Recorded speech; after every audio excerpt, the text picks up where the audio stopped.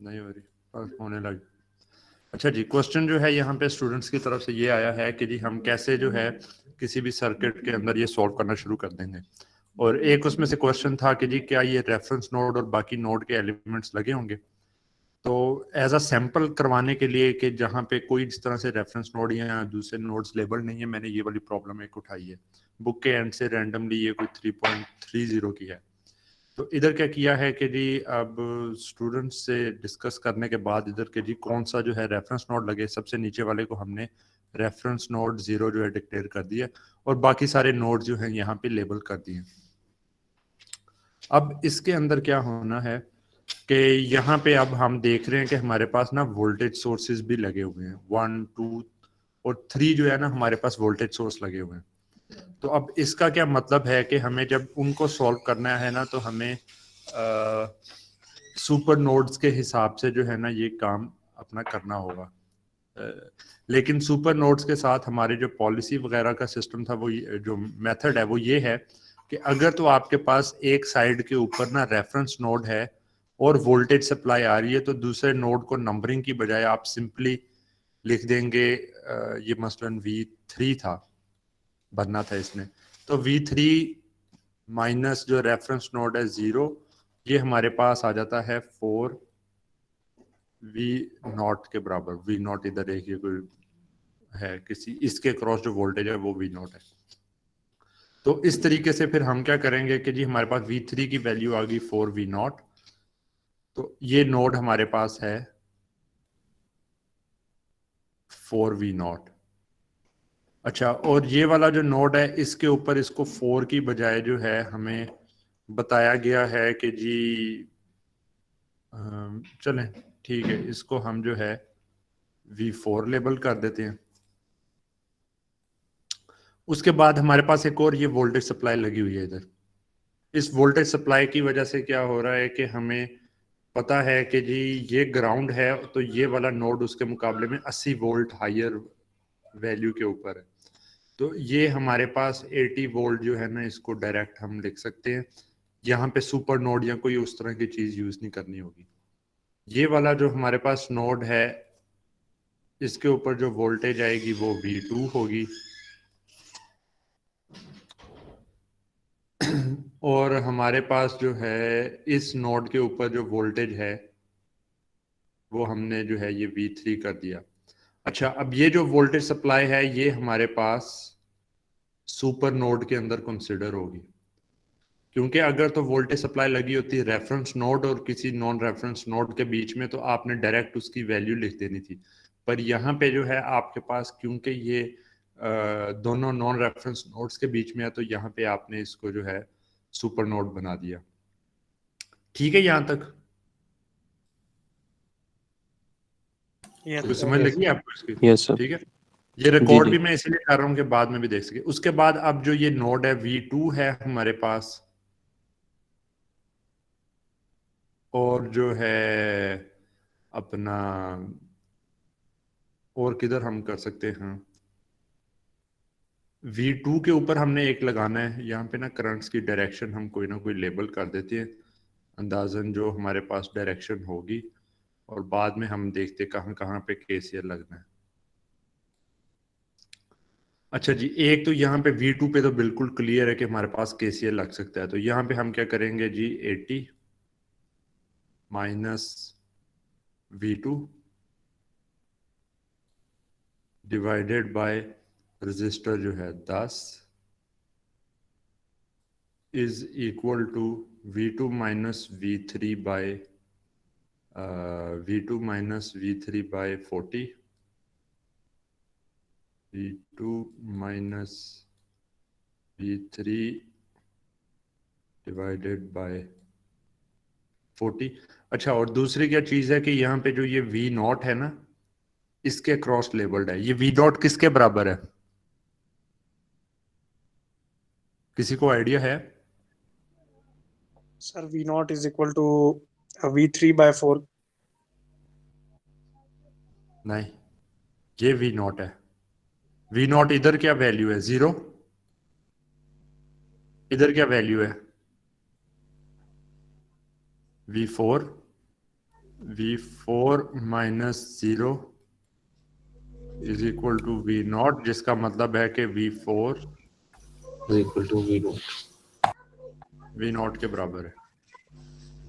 ठीक है, ये एक रिलेशन आपके पास ना यहाँ पर से आ जाता है। तो इसका मतलब है कि यहाँ पे आप चाहें तो 4V4 लिख सकते हैं या 4V0 लिख सकते हैं, जिस तरह से भी आपने करना हो। हम फिलहाल इसको V0 ही रहने देते हैं। ये शोर आ रहा है किसी का, माइक बंद कर दें अगर क्वेश्चन नहीं पूछना आपने। अच्छा जी, तो यहाँ पे हमारे पास क्या हो गया जनाब, V2 माइनस 80 माइनस V2, अच्छा V2 minus V3/40 plus V2 minus 4V0, V2 minus 4V0 divided by 20। तो ये हमने एक पहली इक्वेशन बना ली। ठीक है, तो जो भी इस तरह के नोड्स है ना आपके पास, जहां पे रेफरेंस नहीं लगा हुआ या वोल्टेज फिक्स नहीं आपने की हुई, तो उन नोड्स के ऊपर आपने केसीएल लगा के इक्वेशन बना लेनी है। जो एक क्वेश्चन आया था कि जी कैसे इक्वेशंस बननी है, तो ये देखा आपने कि एक इक्वेशन हमने बना ली। Yes sir. ठीक है, उसके बाद हमारे पास जो है एक कोई और नोड अगर हम देखें, फ्री नोड कौन सा है, फ्री नोड मेरे ख्याल में और कोई भी नहीं है। एक बस ये वाला इक्वेशन आ गई। दूसरा जो है ना, हमने इसके अक्रॉस निकालना है, रेड कलर कर देते हैं, इसके क्रॉस सुपर नोड के क्रॉस देखने के जी क्या कितने करंट से सुपर नोड के अंदर आ रहे हैं और कितने करंट बाहर जा रहे हैं। उसको अगर हम देखें तो वो हमारे पास आता है जी, पहला करंट एक ये है, तो इसको हम लिखेंगे V2 minus V3/40, V2 minus V3/40। एक करंट अंदर आ रहा है और बाहर कितने करंट आ रहे हैं इस सुपर नोड से, वो हमारे पास आ रहा है, अच्छा नहीं, ये करंट भी अंदर को जा रहा है, plus 2I0 is equal to, जो बाहर करंट आ रहा है वो है V4/80।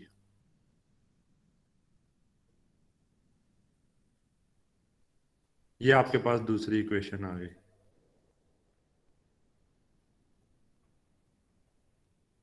ठीक है, ये देख लिया दो इक्वेशंस कैसे बनी है।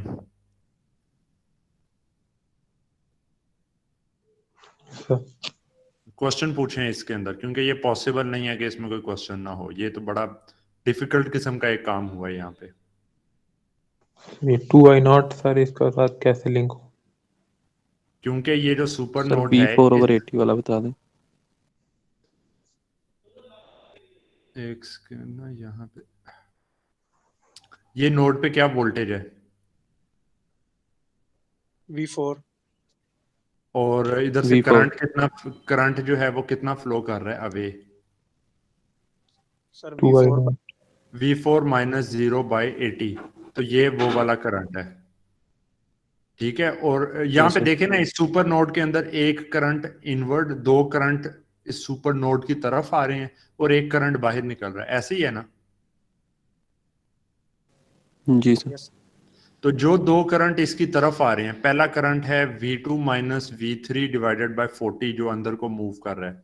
दूसरा करंट जो अंदर को मूव कर रहा है वो 2I0 है। और जो करंट, एक वाहिद करंट जो बाहर मूव कर रहा है वो है V4/80।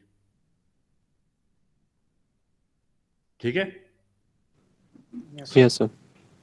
इसी तरह जो पहली इक्वेशन है जो यहाँ पे लगाया है हमने, उसमें हमारे पास इधर 80 फिक्स है, इधर 4V आउटपुट फिक्स है। तो ये हमारे पास बनता है जी 80 माइनस V2/10, एक करंट टुवर्ड्स मूव कर रहा है। 80 माइनस V2/10 ये बराबर है दो करंट्स के जो वे मूव कर रहे हैं, मसलन वो हमारे पास आ जाता है V2 माइनस V3/40, ये वाला करंट हो गया। और हमारे पास है V2 minus 4V output over 20, ये। तो केसीएल ये बेसिकली सिंपल केसीएल आपने लगाया है इन दोनों नोड्स के ऊपर। ये सुपर नोड है, ये नॉर्मल नोड है, पर केसीएल ही लगाया उनके cross. Clear? Yes. Yes, sir. ठीक है, और दो इक्वेशंस आपके पास यहां से आ गई। अच्छा, अब यहाँ पे क्योंकि हम देख रहे हैं कि हमारे पास डिपेंडेंट सोर्सेज लगे हुए हैं, तो डिपेंडेंट सोर्सेज की वजह से हमारे पास कुछ एडिशनल भी नोड्स के दरमियान में रिलेशन आ जाएगा। मसलन मसलन ये कि हमारे पास क्योंकि जी यहाँ पे V4 था, तो हमने देखा कि जी यही V4 V आउटपुट के बराबर है। ऐसे ही है।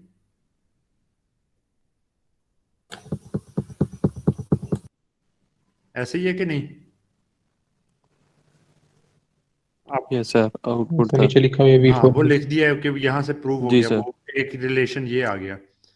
दूसरा रिलेशन हमारे पास आता है कि जी ये आई आउटपुट क्या है, तो आई आउटपुट हमारे पास चीज आ जाती है, आई आउटपुट है ये करंट लेबल्ड है जो कि V2 माइनस V3/40, ये जो नहीं लिखा हुआ करंट, ये करंट हमारे पास आई आउटपुट के बराबर भी है, V2 माइनस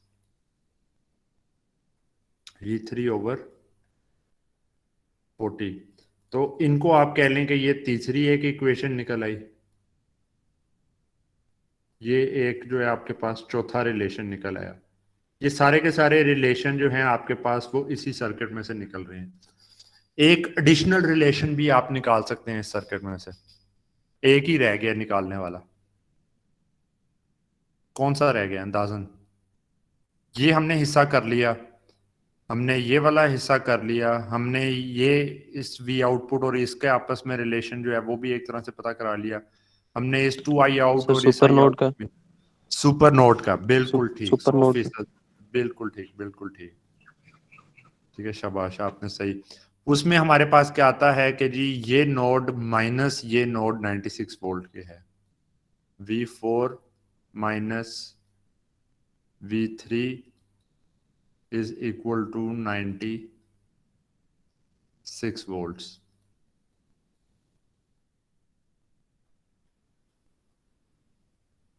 ठीक है, तो इसके अंदर क्या है कि आपके पास अब एक्चुअल वेरिएबल अगर देखे जाए ना कि कौन से हैं, V1 नहीं आपने निकालना, 2 3 4 तीन आपके पास जो है ना खाली वैल्यूज हैं। V3 निकालने वाला है, V4 निकालने वाला है और V2 निकालने वाला है। ठीक है, तो आप अगर बेशक ये वाला रिलेशंस ना भी इस्तेमाल करें ना जो डिपेंडेंट सोर्स वाले हैं, तो एक तो ये मैं किस कलर से इधर मार्क करूं कि ये डिफरेंट लगे, ये वाला एक ये रिलेशन यूज कर लें, ये रिलेशन यूज कर लें और ये रिलेशन यूज कर लें, तो खाली इन तीन रिलेशन से आप मैट्रिक्स बना के जो है ना रिजल्ट निकाल सकते हैं। ये वाले जो रिलेशन हैं ये एक तरह से ना थोड़े हमारे पास रिडंडेंट किस्म के हैं। इससे मैक्सिमम हम ये चीज निकालेंगे कि जी जो V4 है और इधर कहीं V आउटपुट आता है, नहीं ये भी यूज करने पड़ेंगे, ये आई आउट की वैल्यू आपको यहाँ पे डालनी है और ये वी आउटपुट जहाँ पे है उसकी जगह आपको V4 की वैल्यू डालनी है। तो ये सारा करने के बाद ना आप सॉल्व कर सकते हैं। तो ये अब इधर एक तो जगह इतनी नहीं थी और मैं प्रॉपर तरीके से नहीं लिख सका कि ना क्लैरिटी रहे, लेकिन ना यही सारे स्टेप्स हैं जिनके साथ आपने इसको सॉल्व करना है। ठीक है, फिर आप इससे मैट्रिसेस बना लेंगे और क्रैमर रूल या जो भी रूल लगने हैं उनके साथ सॉल्व कर लेंगे। सर अगर आई नॉट की और वी नॉट की वैल्यूज उनमें पुट करके तो फिर उन तीनों रिलेशंस को आपस में कर लिया जाए। वो भी पहले अच्छी वैल्यूज अप्रोच, उनमें। वो भी अच्छी अप्रोच है, लेकिन मेरे पास इधर जगह नहीं ना रही कि मैं वो करूं। अब वो मटा के मैं ये कलर्स भी सारे मैंने यूज कर लिए जो मैं कर सकता था।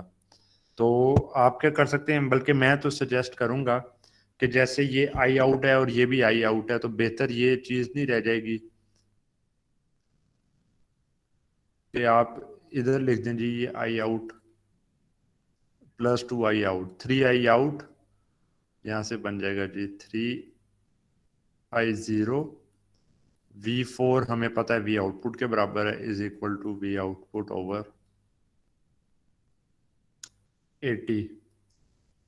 तो आप जो है ना सीधा यही एक रिलेशन यहां से निकाल के आगे बेशक चले जाएं। तो ये और भी मतलब कि मेन जो लेकिन जो करने का होता है ना, कि आप एक कह रहे थे कि जी आई आउट की वैल्यू निकाल के डाल दें, वो ज्यादा बेहतर अप्रोच है। क्यों? क्योंकि नोडल एनालिसिस में करंट्स या डिपेंडेंट वेरिएबल या वी आउटपुट, उनकी बजाय ना जिन चीज को एक्चुअली निकालना होता है वो होता है कि एक्चुअल नोड पे वोल्टेज कितनी है, इस नोड पे एक्चुअल क्या वोल्टेज है, इस नोड पे एक्चुअल क्या वोल्टेज है, और यहाँ पे। ठीक है, तो इस वजह से जो है ना फिर आई आउट निकाल के जब तक ये नहीं निकालेंगे आपका जो है ना वो रिजल्ट नहीं सॉल्व होता। तो ये सारा कुछ किया जा सकता है, लेकिन है कि ये अभी मैं क्योंकि फुल फ्लैश प्रॉब्लम नहीं सॉल्व कर रहा, मेन आपको यहाँ पे मैंने ये बताना था कि इक्वेशंस कैसे बननी है। ठीक है, और जितने भी रिलेशन सर्किट में बनते हैं कैसे उनको आपने एवेल्युएट करना है। डिपेंडेंट सोर्स जब आ जाएंगे, जैसे कि ये डिपेंडेंट सोर्स है, ये डिपेंडेंट सोर्स है, तो उसमें एक्स्ट्रा डिग्रीज ऑफ फ्रीडम आपके पास आ जाएंगी। हर डिपेंडेंट सोर्स का कोई ना कोई रिलेशन जो है ना वो भी आपके पास आ जाएगा, और सुपर नोड आ जाएगा तो एक उसका रिलेशन आ जाना है। तो ओवरऑल मिलके ये इतनी चीजें बन जाएंगी कि आप ना उसको सॉल्व कर सकें प्रॉब्लम को। ठीक है, मुझे लगा था क्वेश्चन है कोई। सर वोल्टेज सोर्स में जो आपने फिगर में हमें एक्सप्लेन किया था, वहां पे आपने ना सुपर नोड में लोअर लूप को कंसीडर किया था। कौन सी वाली एग्जांपल? ये नहीं सर, जो भी आपने टॉपिक में जो फिगर ली थी ना वोल्टेज सोर्स में, लेकिन जो नेक्स्ट एग्जांपल थी तो उसमें अब उसमें नहीं हम लोग ले सकते लोअर लूप को? ये इसकी बात कर रहे हैं? जी सर। अच्छा, इसमें पता क्या चीज है, आप ले सकते हैं। सर नेक्स्ट वाले में एग्जांपल में मैं कह रही हूँ कि ले सकते हैं। हाँ, इसमें मुझे तो एग्जैक्ट जो है ना उस केस का बताएं यहाँ पे। ये जी सर, ये वाला ये वैसे सॉल्व नहीं अभी किया था, सर लेकिन आपने ठीक थोड़ा है। सा बताया था स्टार्ट से। अच्छा, इसमें किधर से आप कह रहे हैं कि सुपर नोड में किसको करें? ये जी सर। नहीं पता क्या बात है, जो ये इसके क्रॉस नोड के क्रॉस वोल्टेज है ना, वही वोल्टेज इधर आ रही है। तो आप जब तक इसको पूरे को नहीं कंसिडर करेंगी तब तक जो है ना आपके पास नहीं लग सकेगा। मैं आपको बताऊं कि हम ये सुपर नोड को इस्तेमाल क्यों करते हैं, ये आपको पता है कि सुपर नोड क्यों इस्तेमाल कर रहे होते हैं हम? सर सर्किट को इजीली सॉल्व करने के लिए ना, मतलब बहुत सारा नहीं नहीं नहीं नहीं, नोडल एनालिसिस लग ही नहीं सकता अगर सुपर नोड ना यूज करें। वो कॉम्प्लेक्स अंदर होती है तो इसको एक कॉम्प्लेक्सिटी का भी मसला नहीं है, कॉम्प्लेक्सिटी का भी मसला नहीं है, आप लगा ही नहीं सकते। उसकी क्या वजह है, उसकी क्या वजह है? लेट से मैं कोशिश करता हूं, हम ट्राई करके देख लेते हैं। अच्छी बात है, ये रिकॉर्ड हो रहा है ये। तो अच्छा, हम ट्राई करते हैं कि जी इस नोड के ऊपर जो है ना, यहाँ पर हमने जो है लगाना है केसीएल। तमाम बाकी जो है ना करंट्स की डायरेक्शन हमने लेबल कर दी। अच्छा जी, अब यहाँ पे हमने करना है केसीएल, तो वो हमारे पास आएगा V1 माइनस V2/10। ठीक है, एक सेकेंड।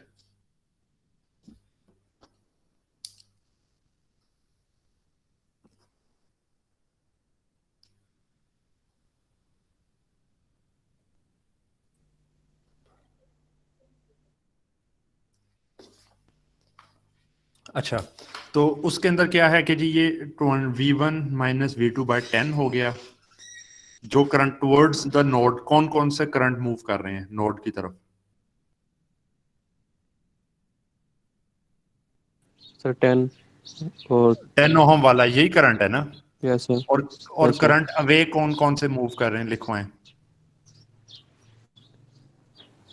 सर एक तो 4 ओहम है और 2 ओहम है। 4 ओहम तो रेजिस्टेंस है ना, करंट क्या होगा उसके क्रॉस? अच्छा, तो Sir, जो अभी V2 मूव by कर रहे हैं। 4, जी, V2 by 4, V2/4। ये याद रखें कि जब इसमें काम करना होता है ना आपने, तो आपने जो है वो इनको कंसिडर करना है, वैल्यूज जो है उसकी करंट की। V2/4, और दूसरा करंट कौन सा है जो वे मूव कर रहा है? 7 एम्पीयर 7 एम्पीयर। We plus 7. ठीक है। अच्छा, तो अब मुझे बताएं कि जी इसके क्रॉस क्या करंट है?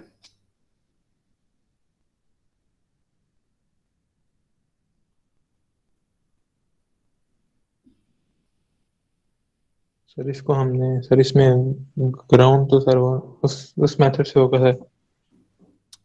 नहीं नहीं, मैं जो पूछ रहा हूँ कि इसके क्रॉस बताएं कि कितना करंट है इस 2 वोल्ट की सप्लाई के। 2 एम्पेयर। 2 एम्पेयर कैसे हो गया?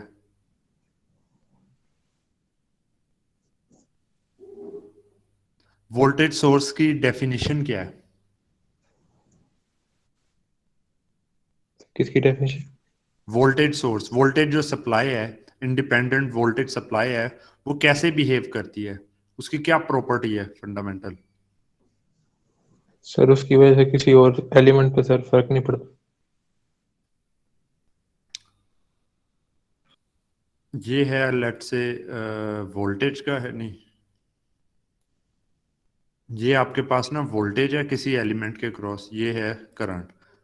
अगर आपने जब एक वोल्टेज सप्लाई लगाई है ना तो वो इस तरीके से है, लेट से 2 वोल्ट है ना, करंट उसमें से आप 1 एम्पेयर गुजार लें, 2 एम्पेयर गुजार लें, 10 एम्पेयर गुजार लें, लाख एम्पेयर गुजार लें, या ऑपोजिट डायरेक्शन में 1 लाख एम्पेयर गुजार दें, उसमें से उसके क्रॉस वोल्टेज 2 वोल्ट ही रहनी है। ये आइडियल सप्लाई लगी है, उसकी ये प्रॉपर्टी है, ठीक है।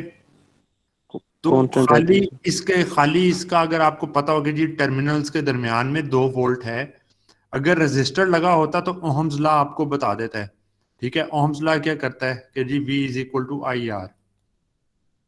तो आप क्या करेंगे, रेजिस्टेंस पता हो तो और वोल्टेज पता हो तो करंट निकाल सकते हैं। पर जो एक सप्लाई है इस तरह की, उसके क्रॉस तो मतलब कि कोई भी इन्फिनिटेसिमल करंट या कोई भी ऑल पॉसिबल जो करंट्स हैं वो हो सकते हैं, मौजूद हो, आपको पता ही नहीं है। जब आपको नहीं पता है और उसके क्रॉस करंट नहीं आता तो आप इस नोड के ऊपर जो है केसीएल ही नहीं लगा सकते। प्लस इधर जो है आई डैश आ जाएगा कोई, अब वो आई डैश क्या है आपको पता ही नहीं, ठीक है। लेकिन चलें, हम कहते हैं कि जी हम स्मार्ट हैं, हम ऐसे करते हैं, हम कहते हैं कि हमें पता नहीं है कितना करंट होगा, लेकिन कोई ना कोई तो करंट की वैल्यू होगी ना, ये तो हमें पता है ना, ठीक है। Yes, sir. ये फॉलो करना है। मैं एक ना बड़े वो इंटरेस्टिंग आर्गुमेंट की तरफ जा रहा हूँ। मैंने कहा कि जी प्लस आई डैश के इधर से, लेकिन आई डैश करंट आ रहा है। अच्छा, अब ये दूसरा नोड आ गया, इस नोड पे केसीएल लगा के मुझे बताएं कितने करंट इस नोड की तरफ मूव कर रहे हैं। सर एक 2 एम्पेयर। 2 एम्पेयर कर रहा है, और कितने करंट अवे मूव कर रहे हैं? सर एक V1/2। V1/2। अब कोई और बताएगा प्लस? V2/4। नहीं, V2/4 कहाँ से, इस नोड की बात हो रही है V1 की। इस node V1/10। Sir V1/10 V1/10 कैसे होगा? इसके दूसरे नोड पे भी तो वोल्टेज है, V1 माइनस V2/10।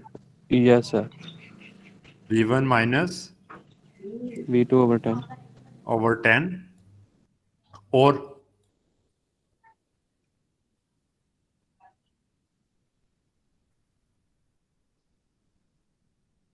कौन सा करंट है?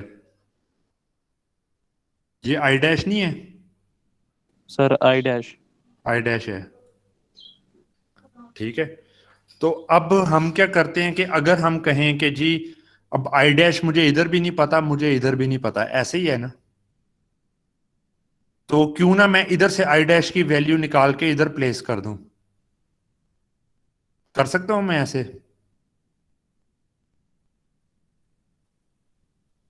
कर सकते हैं ना, ये दोनों डिफरेंट नोड्स पे लगाया, तो यहाँ पे आई डैश की वैल्यू में ये सारी टर्म्स अगली तरफ ले जाता हूं, तो ये क्या हो जाएगा जी, ये हमारे पास हो जाएगा V1 माइनस V2/10।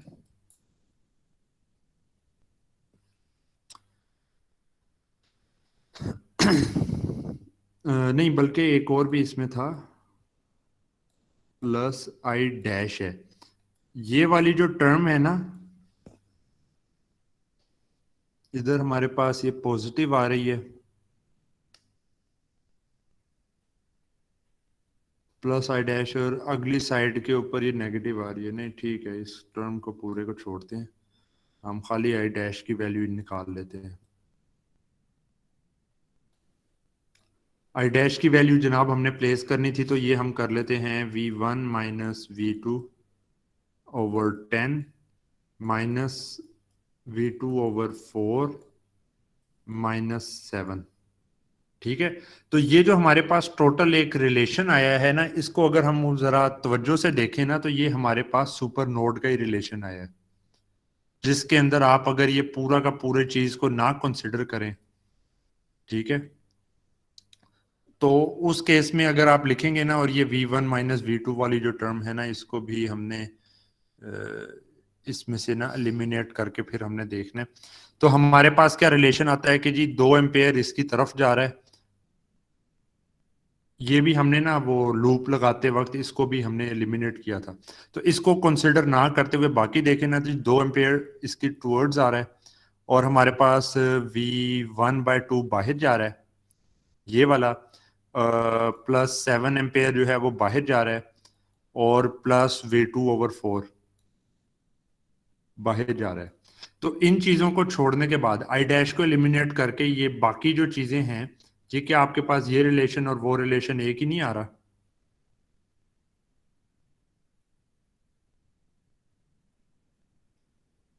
ठीक है, हमारे पास जो है ना इन प्रिंसिपल ये दोनों, ये वो साइन का थोड़ा सा है, मैं तेजी से कर रहा था, एक ही आ रहा है। तो बेसिकली आपने जब इसको सॉल्व करने के लिए जब पूरा का पूरा प्रोसेस उस तरह का करते हैं ना, तो एंड रिजल्ट आपके पास क्या बनता है कि आपके पास जो है सुपर नोड ही लगता है, तो फिर आप सॉल्व करते हैं उसको। तो इसीलिए जब इसको सॉल्व करना हम शुरू करते हैं, तो बजाय इसके कि ये इतनी लंबी कंफ्यूजन में से घुस के और एंड पे दोबारा हम सुपर नोड की तरफ आए, तो हम डायरेक्ट ही स्टार्ट में ये कर देते हैं, जिसका मतलब है कि जितना भी करंट इस पूरी एरिया के अंदर आ रहा है, एटलीस्ट उतना ही बाहर निकल रहा है, और बीच का हम बाद में सॉल्व कर लेंगे। उसके लिए हम KVL बीच में लगा लेंगे कि जी V2 is equal to V1 plus 2 volts.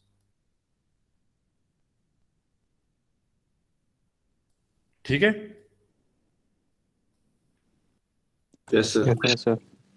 ठीक है, तो ये मतलब कि वो हम इस वजह से कर रहे होते हैं। ये आपको मैंने बिल्कुल फंडामेंटल रीजन पे ले गया हूं कि आप दूसरी तरह से सॉल्व नहीं कर सकेंगे, अजम्पशंस पे आएंगे, अजम्पशन से फिर वही काम करना पड़ जाएगा।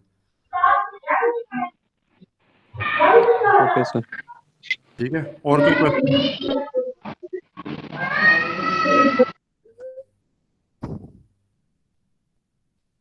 और कोई नहीं क्वेश्चन? सर ये जो आपने एंड पे सर वो मैट्रिसेस का सर कैलकुलेटर पे सर कुछ ऑप्शन नहीं होते सर, फिर क्या करें? तो क्रैमर रूल लगाएं। सर अगर वो मेथड ऊपर सर ऊपर डिफाइन हो गया इस मेथड से गए सर, वो फिर वो इनवर्स वाला नहीं, क्या तो मेथड? कैलकुलेटर वाला थोड़ी कहेंगे कभी कि लाजमी उसी से करें। कैलकुलेटर से तो आपने वेरीफाई करना होगा, ठीक है को क्वेश्चन में नहीं होगा कि कैलकुलेटर से करें। वो कौन सा क्वेश्चन हुआ? फिर वो होगा कि जी क्रैमर रूल या उसके थ्रू करें, और जब आप क्रैमर रूल के थ्रू करना शुरू करेंगे, तो आंसर आया, अब आपको नहीं पता सही है कि गलत है, तो वो आप कैलकुलेटर के ऊपर चेक करेंगे, अगर कैलकुलेटर में फंक्शन है। अगर नहीं है तो फिर ये अब आपको तरीका बता दिया, अब आप वो कैलकुलेटर सर, अगर लेते हैं। एलिमिनेशन वाले मेथड पे चेक करें जी सर, वो क्रैमर रूल और एलिमिनेशन वाला मेथड भी है ना, दोनों का आंसर सेम आ गया तो तब भी ठीक हो सकता है। हाँ, नहीं, आमतौर पे जो क्वेश्चन होंगे ना क्रैमर रूल, तो शायद उसमें मैंडेटरी कर दिया जाए। ठीक है ठीक है ना, तो उस केस में क्या है कि लेकिन गलतियां बीच में काफी हो सकती हैं। कैलकुलेटर आपको जो है वो एक वेरिफिकेशन का मेथड दे देता है, यस ताकि टाइम बचे, पेपर के अंदर इतना टाइम नहीं होना। ठीक। ठीक है जी हाँ, और कोई क्वेश्चन?